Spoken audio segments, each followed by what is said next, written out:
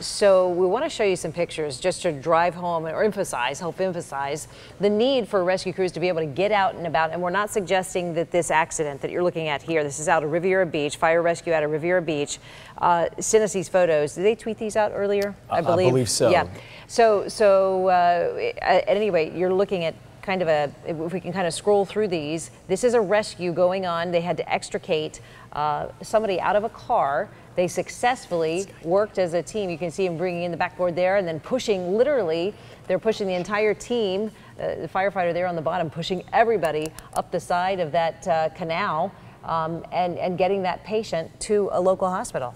Unbelievable photos coming out here just showing the teamwork and the teamwork that is set to come as our first responders, our firefighters and our local police respond to one of many incidents that they will carry and capture over the next 24 to 48 hours. They said that this car, you can see it there at the bottom of the screen, you see the car and the windshield crushed.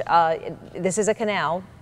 Tomorrow, the next day, as we start seeing some of the rain move in, this could have very well been a swollen, much more swollen canal area, and this is the kind of situation they need to be able to work in.